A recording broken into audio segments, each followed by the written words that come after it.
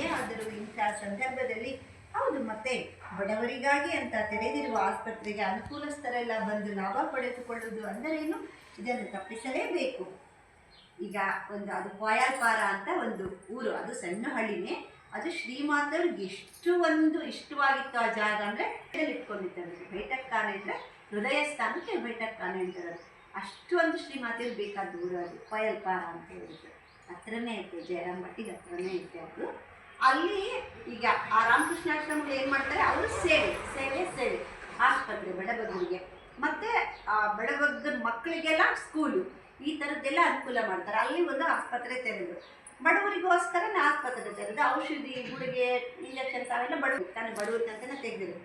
ಇಲ್ಲ ಅನ್ನೋಂಗಿಲ್ಲ, ನಡೆಸ್ತಿರೋದೇ ಹಾಸ್ಪಿಟ್ಲ್. ನಾನು ರೋಗಿ ಬಂದಿದ್ದೀನಿ ಕೊಡು ಅಂದರೆ ನಿಮ್ಗೆ ಅನುಕೂಲ ಐತೆ ಹೋಗು ಅಂತ ನಾವು ಹೇಳಕ್ಕೆ ಬರಲ್ಲ, ಕೊಡಲೇಬೇಕು. ಅಮ್ಮ ನಾವು ಏನು ಮಾಡೋದು ಇದಕ್ಕೆ ಅಂತ ಅವರು ಬಂದು ಮಹಾಂತರ ಬಂದು ಶ್ರೀಮತಿ ಕೇಳ್ತಾರೆ. ಅವರಿಗಾಗಿ ಅಂತ ತೆರೆದಿರುವ ಆಸ್ಪತ್ರೆಗೆ ಅನುಕೂಲಸ್ಥರೆಲ್ಲ ಬಂದು ಲಾಭ ಪಡೆದುಕೊಳ್ಳುವುದು ಅಂದರೆ ಏನು? ಇದನ್ನು ತಪ್ಪಿಸಲೇಬೇಕು. ಆದ್ದರಿಂದ ಈ ಊರಿನ ಬಡವರ ಪಟ್ಟಿ ತಯಾರಿಸಿ ಅವರಿಗೆಲ್ಲ ಒಂದೊಂದು ಚೀಟಿ ಕೊಟ್ಟು ಆ ಚೀಟಿ ತಂದು ತೋರಿಸಿದರೆ ಮಾತ್ರ ಔಷಧಿ ಕೊಡುವ ವ್ಯವಸ್ಥೆ ಮಾಡಿ, ಇಲ್ಲ ಈ ಥರ ಮಾಡಿರಿ ಅಂತ ಬೇರೆಯವರು ಈ ಸಲಹೆ ಕೊಡ್ತಿದ್ರು. ಆದರೆ ಶ್ರೀಮಾತೆಯವರ ಉದಾರ ದೃಷ್ಟಿ ಎನ್ನುವುದು ಸಾಮಾನ್ಯ ಮಾನವರ ವಿಚಾರ ದೃಷ್ಟಿಯನ್ನು ಮೀರಿ ನಿಂತಿತ್ತು.